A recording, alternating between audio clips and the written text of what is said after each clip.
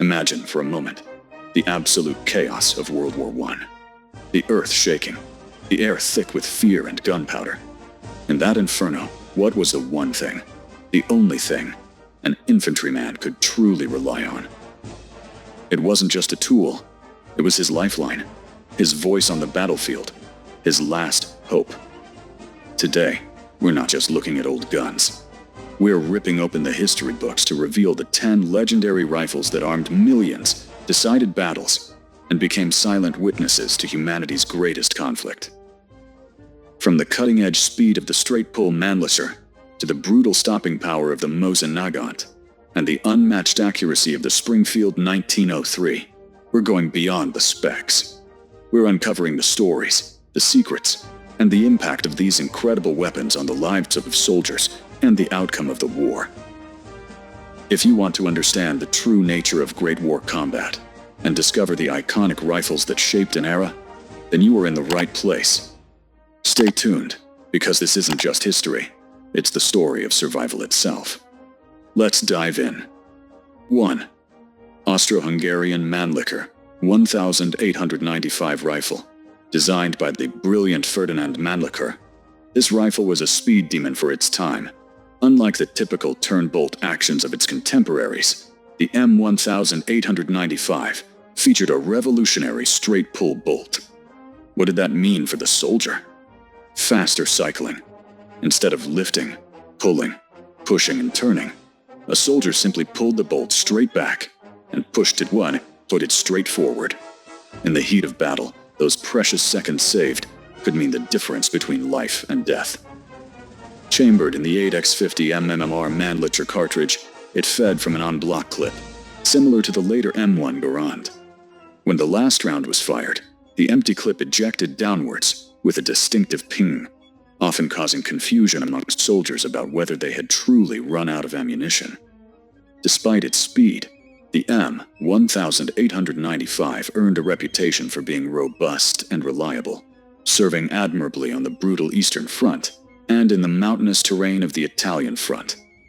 It was a rifle of paradoxes, highly advanced for its era, yet serving an empire that was, tragically, collapsing under its own weight.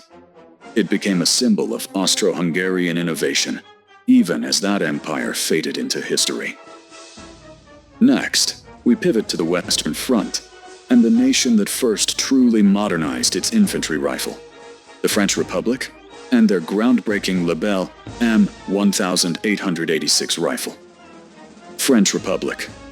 Lebel M1886 rifle. When the Lebel M1886 was introduced, it sent shockwaves through the military world. Why? Because it was the first military rifle to exclusively use smokeless powder ammunition. Before this, black powder produced huge clouds of smoke, giving away troop positions and obscuring vision. The Lebel, with its 8x50 mmR Lebel cartridge, changed everything. Its most distinctive feature was its tubular magazine, housed beneath the barrel, holding 8 rounds. While innovative for its time, this design had its drawbacks. It was slow to reload, and pointed bullets, Spitzers, couldn't be safely used due to the risk of a primer detonation in the tube. This meant the French were stuck with older round-nosed bullets for much of the war, impacting their long-range ballistics compared to other nations' rifles. Despite these limitations, the Lebel was a tough, accurate rifle, deeply ingrained in the identity of the French poilu. It was the rifle that stood against the initial German onslaught, and for many, it remains the symbol of French resistance in the Great War. From the revolutionary to the meticulously engineered, our third rifle comes from the industrial powerhouse of the German Empire, the Mauser-Gewehr 98. German Empire Mauser-Gewehr 98 rifle, the Gewehr 98. This isn't just a rifle, it's a legend. Introduced in 1898, it became the benchmark against which almost all other military bolt-action rifles would be judged for decades. Its famous Mauser action is renowned for its strength, reliability, and smooth operation. Chambered in the potent 7.9 2x57 mm Mauser cartridge, Fed by a 5-round internal box magazine loaded with stripper clips, the Gewehr 98 was accurate, robust, and had excellent range. Its distinctive long barrel and deep bluing gave it an almost intimidating presence.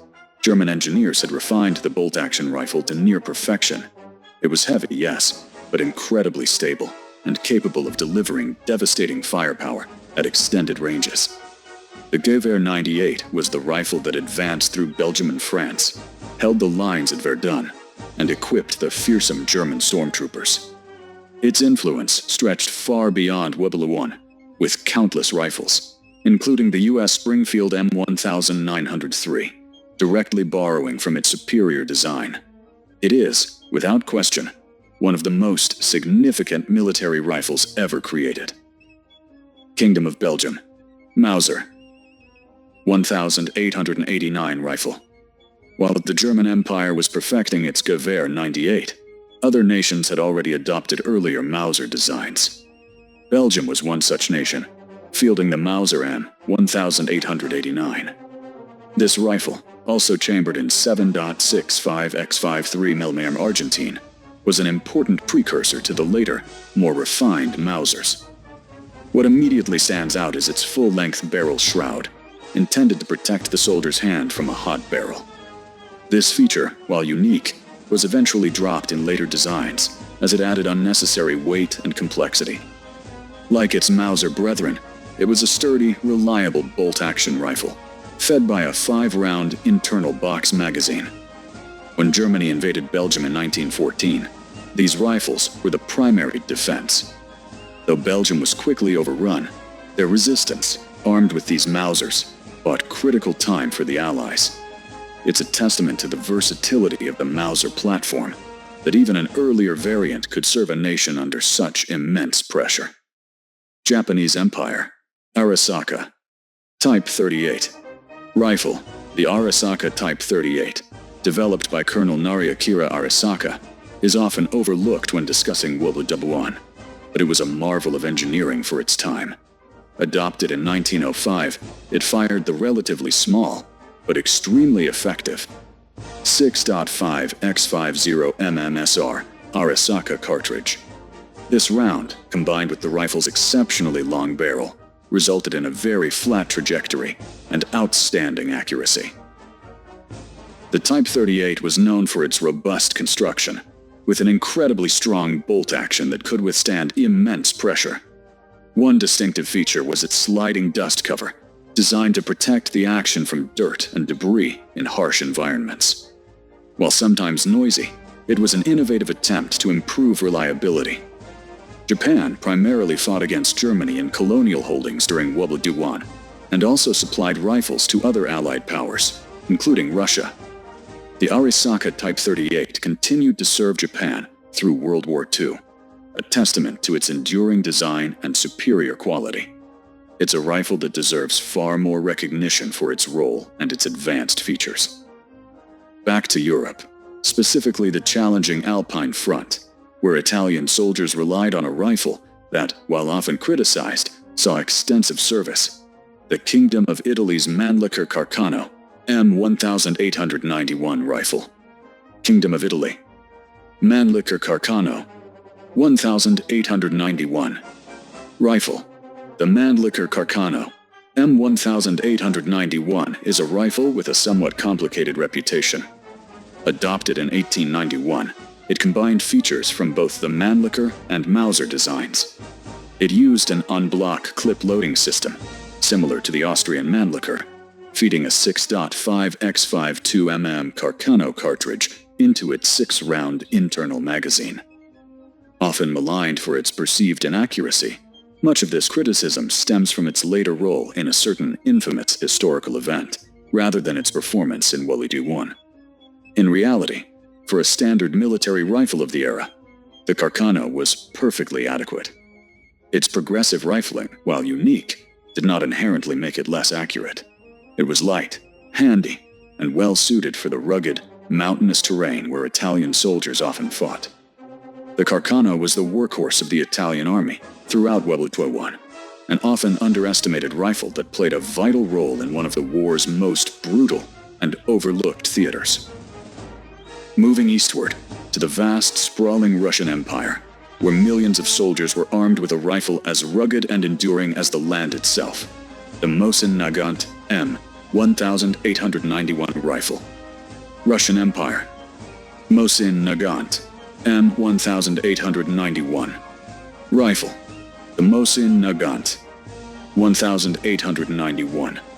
This rifle is synonymous with Russian military history, and for good reason. Designed by Sergei Mosin and Leon Nagant, it was adopted in 1891 and remained in frontline service for over 70 years in various forms. This wasn't a rifle built for finesse. It was built for the brutal realities of war, for mass production, and for extreme conditions. Chambered in the powerful 7.62x54 mmR cartridge, it was a potent round. The Mosin-Nagant featured a simple, robust bolt action and a 5-round internal box magazine, loaded via stripper clips. While often described as crude compared to the German Mauser, its simplicity was its strength. It was easy to manufacture, difficult to break, and could withstand the harsh Russian winters and muddy conditions of the Eastern Front. Millions were produced, and they armed the vast armies of the Russian Empire. Despite staggering losses, the Mosin-Nagant endured, a testament to its utilitarian design and the sheer will of the soldiers who wielded it. It's a true survivor of military history. Across the Middle East, another great empire, the Ottoman, also turned to a proven European design for its frontline troops, the Mauser M1890 rifle. Ottoman Empire Mauser M1890 rifle. Like Belgium, the Ottoman Empire recognized the quality of German engineering and adopted an early Mauser design, the M1890. This rifle was chambered in 7.65x53mm, a common Mauser cartridge of the era. It shared many characteristics with its Belgian M1889 counterpart, including the full-length barrel shroud, which we discussed earlier. The Ottoman Empire, often referred to as the sick man of Europe, was fighting for its very existence in WWII, stretched across multiple fronts, from Gallipoli to Mesopotamia. These Mauser M1890s, along with later German-supplied Gewehr 98s, were the primary weapons of the Ottoman infantry. Despite facing overwhelming odds against the British, French, and Russian forces, the Ottoman soldier, armed with his Mauser, often fought with fierce determination. The M1890 represents the Ottoman Empire's attempt to modernize its military with reliable, high-quality European firearms in a desperate struggle to survive. Now let's talk about perhaps the most distinctive and beloved rifle of the British Empire, the SMLE No. 1 rifle. British Empire, SMLE No. 1 rifle. The short, magazine, Lee-Enfield, No. 1, or SMLE. This rifle is legendary for its speed of operation and its generous magazine capacity.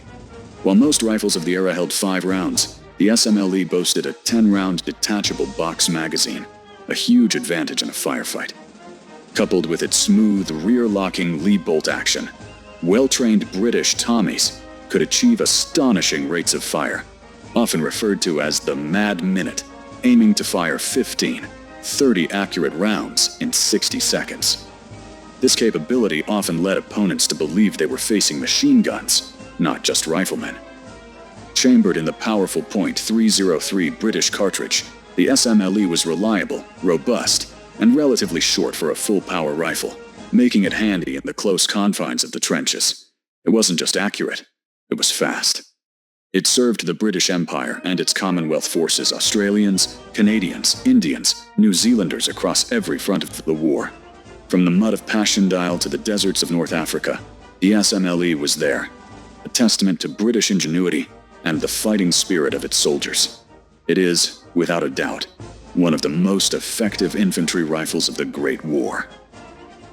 Finally, we cross the Atlantic to the nation that arrived late to the war, but brought with it one of the finest rifles ever produced, the United States, and the Springfield M1903 rifle. U.S. Springfield M1903 rifle. The Springfield M1903.